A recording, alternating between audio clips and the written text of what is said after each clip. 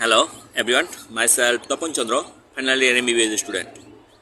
তো আজকে কথা বলবো হচ্ছে আমাদের দেশে খুবই কমন একটা গাইনোকোলজিক্যাল ডিসঅর্ডার, এটাকে আমরা বলি পলিসিস্টিক ওভারি সিনড্রোম কিংবা পলিসিস্টিক ওভারি ডিজিজ, সংক্ষেপে বলতে গেলে পিসিওএস কিংবা পিসিওডি। তো দেখেন, আমরা আমাদের এই যে বিভিন্ন প্রকার রোগ হয়, এই রোগগুলোকে আমরা মূলত দুই ভাগে ভাগ করি। একটাকে আমরা বলি হচ্ছে কনজেনিটাল। কনজেনিটাল মানে হচ্ছে যে সকল রোগের উপর আসলে আমাদের নিজের হাত নেই, যেটা আমরা আসলে জন্মগতভাবে পেয়ে থাকি। কিন্তু ম্যাক্সিমাম রোগ যেটা হয় একুয়ার্ড মানে হচ্ছে আমরা এই রোগগুলোকে নিজে নিজেই তৈরি করি। যেমন বিভিন্ন ধরনের ইনফেকশাস যে রোগগুলো আছে, এগুলো ম্যাক্সিমামই হচ্ছে আমাদের ইনফেকশাস রোগ। কিন্তু এই যে পিসিওএস কিংবা পলিসিস্টিক ওভারি সিনড্রোম, এটা এমন একটা রোগ, এটাকে আপনি না বলতে পারবেন এটা কনজেনিটাল, আবার না এটাকে বলা যাবে হচ্ছে একুয়ার্ড। তার মানে এখানে আসলে এই রোগটা আসলে মাল্টিফ্যাক্টোরিয়াল। মাল্টিফ্যাক্টোরিয়াল বলতে বোঝায় এখানে আসলে অনেকগুলো ফ্যাক্টর কাজ করে। এটা আপনার জেনেটিক্স দ্বারাও আপনার ইনফ্লুয়েন্স হতে পারে, আপনার আবার লাইফস্টাইল দ্বারাও এটা ইনফ্লুয়েন্স হতে পারে। তো যার কারণে এটাতে নির্দিষ্ট কোনো কজ এখন পর্যন্ত জানা যায়নি। এরকম অনেকগুলো কারণে হতে পারে। জেনেটিক্সের কারণে যেমন হতে পারে, লাইফস্টাইলের কারণে হতে পারে, ইনসুলিন রেজিস্ট্যান্সের কারণে হতে পারে, অবেসিটির কারণে হতে পারে। এরকম অনেকগুলো কারণ আছে আসলে এই যে পলিসিস্টিক ওভারি সিনড্রোমটা হওয়ার জন্য। তো এখন কথা হচ্ছে, দেখেন রবীন্দ্রনাথ ঠাকুর অনেক আগেই একটা কথা বলে গেছে যে আমরা বাঙালিরা আমরা সুপ্ত হয়ে লুপ্ত হয়ে গুপ্ত গৃহবাসে থাকতে ভালোবাসি। কথাটা আসলেই সত্য। দেখেন, আমরা আসলে নিজেদেরকে একটু অলস বলতে একটু স্বাচ্ছন্দ্য বোধ করি, আমরা একটু খেতে বেশি ভালোবাসি। আমি যদি আমার কথা বলি, কোথাও মনে করেন আপনার পেট ভরে খাওয়া দাওয়া করে গেলাম, এরপরও দেখেন রাস্তায় যদি কোথাও আমাদের কোনো ভালো চোখে লাগে এরকম কোনো খাবার দেখি, আমরা আসলে এটাকে ফিরিয়ে দিতে পারি না। তো এই যে বিভিন্ন ধরনের লাইফস্টাইল আসলে প্রবলেম, এই সমস্যাগুলো আসলে এই যে পলিসিস্টিক ওভারি সিনড্রোম হওয়ার জন্য আসলে খুব বেশি দায়ী। কিন্তু দুঃখের কথা হচ্ছে কি, আসলে আমাদের এই যে পলিসিস্টিক ওভারি সিনড্রোম কিংবা পলিসিস্টিক ওভারি ডিজিজ, এই রোগটা আসলে আমাদের ছেলেদের হয় না। কারণ আমাদের ছেলেদের আসলে ওভারি থাকে না। ওভারি মানে হচ্ছে ডিম্বাশয়। তো এটা রোগ মূলত হচ্ছে মায়েদের একটা রোগ। তো যার কারণে এখন দেখেন এটা আসলে এই যে এইগুলো কারণে হচ্ছে, এখন আপনি এটা কীভাবে চিনবেন যে আপনার আসলে পলিসিস্টিক ওভারি সিনড্রোম হয়েছে কিংবা না। যেহেতু এটা একটা ওভারি কিংবা ডিম্বাশয়ের একটা রোগ, তো আমাদের চেনার জন্য যেটা করতে হবে, দেখেন আমাদের ওভারি কিংবা ডিম্বাশয়ের নর্মাল কাজ কী? নর্মাল কাজ হচ্ছে যে সে হচ্ছে প্রতি মাসে একটা করে ডিম্বাণু নিঃসরণ করে, যেখান থেকে আসলে প্রতি মাসে মায়েদের একটা করে পিরিয়ডস হয়। তো এই পিরিয়ডস হওয়ার জন্য যেটা হয় যে ডিম্বাণু নিঃসরণের জন্য বিভিন্ন ধরনের হরমোনের ইনফ্লুয়েন্স প্রয়োজন হয়। তাহলে যেটা হবে যে যেহেতু ওনার ওভারিতে কিংবা ডিম্বাশয়ের প্রবলেম, তার মানে এই হরমোনাল ইমব্যালেন্সগুলো হবে। আর এই হরমোনাল ইমব্যালেন্স হলে যেটা হবে, মায়েদের প্রথম যে সমস্যাটা দেখা দেয় সেটা হচ্ছে পিরিয়ডসের ইরেগুলারিটি। মানে হচ্ছে ওনার যে নর্মাল একটা প্রতি মাসে যেই পিরিয়ডসটা হওয়ার কথা সেটা ইরেগুলার হবে। দ্যাট মিনস আমরা বলি যে 26 থেকে 32 দিন এরকম একটা রেঞ্জের মধ্যে প্রতিটা মায়ের আসলে এটা হয়। কিন্তু ওনাদের ক্ষেত্রে যেটা হবে যে ইরেগুলার মানে এটা এরকম হতে পারে যে আপনার 32 কিংবা 34 দিন কিংবা 35 দিনে হওয়ার কথা, সেটা আপনার 40 কিংবা 50তম দিনে গিয়ে হচ্ছে। কিংবা এরকম হচ্ছে যে আপনার 10 কিংবা 15 দিন পরে আবার হয়ে যাচ্ছে।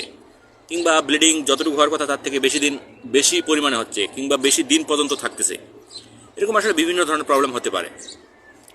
এছাড়াও আরেকটা যে সমস্যা হয়, সেই সমস্যাটাকে বলা হচ্ছে অ্যান্ড্রোজেন বেড়ে যায়। অ্যান্ড্রোজেন এটা আসলে আমাদের একটা ছেলেদের একটা হরমোন। তো এই হরমোনটার জন্য আমরা আসলে একটা ছেলে হয়ে ওঠে। তো এই যে এই হরমোনটা যখন একটা মেয়ের শরীরে উঠবে, মানে বেশি হয়ে যাবে, তখন যে ঝামেলাগুলো হয় যে মেয়েদের হঠাৎ তাদের এই যে দাড়ি কিংবা গোপ বড় হয়ে যায়, বেশি বড় হয়ে যায়। নর্মালি তাদের লোমগুলো চিকন হয় এবং খুবই ছোট পরিমাণ থাকে। কিন্তু যদি এগুলো অনেক বেশি বড় হয়ে যায়, মানে অ্যাকচুয়াল দাড়ির মতো হয়ে যায়, তখন সেটাকে আমরা বলি হচ্ছে হার্সুয়েটিজম। এছাড়াও আরেকটা বেশি প্রবলেম হয়, সেটা হচ্ছে মানে মেয়েদের ক্ষেত্রে সেটা হচ্ছে অ্যাকনি কিংবা ব্রণ, ওদের অনেক পরিমাণ বেড়ে যায়। এবং আরেকটা হচ্ছে অ্যাকান্থোসিস নাইগ্রিকান্স। অ্যাকান্থোসিস নাইগ্রিকান্স মানে হচ্ছে আমাদের এই যে এই ঘাড়ের এই জায়গায় আসলে মাংসের পরিমাণ বেড়ে যাবে, ফ্যাট অ্যাকুমুলেশন হবে এবং এই জায়গাটা কালো হয়ে যাবে, তখন সেটাকে আমরা বলি হচ্ছে অ্যাকান্থোসিস নাইগ্রিকান্স। তো এই কয়েকটা সিমটম, মানে এই কয়েকটা দেখলে মোটামুটি আমরা সাজেস্ট করতে পারি যে একটা মায়ের এটা হতে পারে। তো এখন এটা যদি হয়, সেক্ষেত্রে আমরা কী করতে পারি? সেক্ষেত্রে অবশ্যই উচিত কোনো একটা গাইনোকোলজিক্যাল ডাক্তারের কাছে পরামর্শ নেওয়া। তো এরপরে উনি মানে আমাদের একজন ডাক্তার, ওনার যে দায়িত্ব, উনি আসলে কী করবে, অবশ্যই আপনার এই সিমটমগুলো শুনে ওনার মাথায় যখন এই পিসিওএস মাথায় চলে আসবে, এরপর ওনার দায়িত্ব হচ্ছে উনি এটাকে কনফার্ম করার জন্য একটা ট্রান্সভেজাইনাল সোনোগ্রাফি করতে পারেন। এটা করার মাধ্যমে উনি কনফার্ম হতে পারবেন যে আসলে আমরা সমস্যা হচ্ছে। এছাড়াও বিভিন্ন ধরনের ইস্ট্রোজেন হরমোন, লুটিনাজিং হরমোন, এই বিভিন্ন ধরনের হরমোন স্টাডি আছে, এই জিনিসগুলোর মাধ্যমে উনি কনফার্ম হতে পারেন। তো কনফার্ম তো হইলেন, কিন্তু এখন ঝামেলা হচ্ছে এই যে রোগ, এটার একটা দুঃখের বিষয় হচ্ছে এই রোগটা আসলে একজাক্টলি ট্রিটমেন্ট এখন পর্যন্ত নেই। মানে আপনি এখন পর্যন্ত এরকম কোনো ওষুধ আবিষ্কার হয় না যে ওষুধটা দিয়ে আপনি একজাক্টলি বলতে পারবেন যে এই রোগটা আর হবে না, বা এরকমও কোনো কারণ নাই যে আপনি আগে থেকেই এটার প্রিকশন নিয়ে রাখছেন যার কারণে আসলে আপনার এই রোগটা আর হবে না। তো যার কারণে আসলে এটা একটা আমাদের এখন পর্যন্ত মেডিকেল সায়েন্স, যে আমি প্রায় বলি যে আমাদের মেডিকেল সায়েন্সের এখন পর্যন্ত অনেক কিছু, অনেক জায়গায় অনেক ঘাটতি আছে। তো এই জিনিসটার অন্যতম একটা রোগ হচ্ছে, যেমন একটা হচ্ছে এই যে পিসিওএস। তো ট্রিটমেন্ট অপশন হিসেবে প্রথম যেটা আমরা বলি সেটা হচ্ছে লাইফস্টাইল মডিফিকেশন। কারণ আমি প্রথমে বলে রাখছি যে এই রোগটা হওয়ার অন্যতম এক নম্বর কারণ ছিল হচ্ছে লাইফস্টাইল মডিফিকেশন, মানে লাইফস্টাইলের প্রবলেম।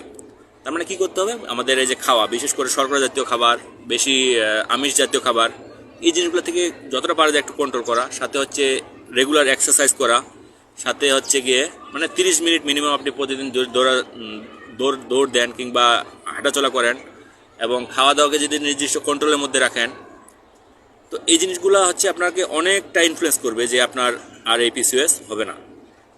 এগুলো করলে অনেকটাই আমাদের মধ্যে কন্ট্রোল চলে আসে। এবং এরপরও যদি না হয় সেক্ষেত্রে বিভিন্ন ধরনের ড্রাগ অপশন আছে। যেমন কি হয় যে যখন আপনি বেশি বেশি শর্করা জাতীয় খাবার খাবেন কিংবা ফ্যাট অ্যাকুমুলেশন হবে বডিতে, তখন একটা সমস্যা হয়, সেটাকে আমরা বলি হচ্ছে ইনসুলিন রেজিস্ট্যান্স। তো ইনসুলিন রেজিস্ট্যান্স হলে আমরা জানি যে আমাদের খুবই কমন একটা রোগ হয়, সেটাকে আমরা বলি হচ্ছে ডায়াবেটিস মেলাইটাস। তো ডায়াবেটিস মেলাইটাস হওয়ার সাথেই আপনার এই পলিসিস্টিক ওভারি সিনড্রোম হতে পারে। তাহলে কি করতে হবে, অবশ্যই আমাদের এই ইনসুলিন রেজিস্ট্যান্স যাতে না হয়, তাহলে ইনসুলিন সেন্সিটাইজার হিসেবে আমরা মেটফর্মিন ব্যবহার করতে পারি। এছাড়াও আসলে এই যে ইরেগুলার আছে, মেনস্ট্রুয়াল ইরেগুলার হচ্ছে, যার কারণে আমরা ওরাল কন্ট্রাসেপটিভ পিল ইউজ করা যেতে পারে। এগুলো আসলে অবশ্যই একজন গাইনোকোলজিস্টের পরামর্শ নিয়ে এটাকে নিতে হবে। অবশ্যই নিজেরা অবশ্যই নেবেন, আর এটা নিজেরা কনফার্ম করার কোনো ওয়ে নাই। কারণ এই আমি যে সকল উপসর্গের কথা বলছি, এগুলো যে সবসময় আপনার পলিসিস্টিক ওভারি সিনড্রোমের জন্যই হবে এমন না, এটা আরও বিভিন্ন কারণে আসলে হতে পারে। কিন্তু আমাদের মূলত আমরা কি ব্রন এবং হচ্ছে অ্যাকান্থোসিস নাইগ্রিকাস এবং হচ্ছে হার্সিউটিস, আমার হচ্ছে দাড়ি, এবং সাথে যদি মেনস্ট্রুয়াল ইরেগুলারিটি থাকে, তাহলে মোস্ট প্রবাবল কজ হচ্ছে আমরা ধরে নিই যেটা হচ্ছে পলিসিস্টিক ওভারি সিনড্রোম হতে পারে। তো সেক্ষেত্রে অবশ্যই কোনো গাইনোকোলজিস্টের পরামর্শ নিয়ে আপনাকে ওষুধ মানে ড্রাগ নিতে হবে। তো রোগটা যত যাই হোক না কেন, আসার বিষয় হচ্ছে এই রোগটা আসলে মরণঘাতী কোনো রোগ না, এটাতে কেউ মরে যায় না। কিন্তু যে আসলে সমস্যা হয় কি, আমাদের বিভিন্ন ধরনের সাইকোলজিক্যাল ট্রমা হয়। আমরা যখন একটা মহিলার দাড়ি গোপ হবে, তখন সেটা অবশ্যই সে নিজেকে আসলে মেনে নিতে পারবে না সমাজের সঙ্গে নিজেকে, কিংবা সে সবসময় একটা সাইকোলজিক্যাল ট্রমার মধ্যে থাকবে। সাথে হচ্ছে ওনার মেনস্ট্রুয়াল ইরেগুলারিটির কারণে ওনার বিভিন্ন ধরনের শারীরিক বিভিন্ন ধরনের পরিবর্তনও আসতে পারে। তো এই হচ্ছে আমাদের polycystic ovary syndrome. So this is all about PCOS. Thank you for watching this video.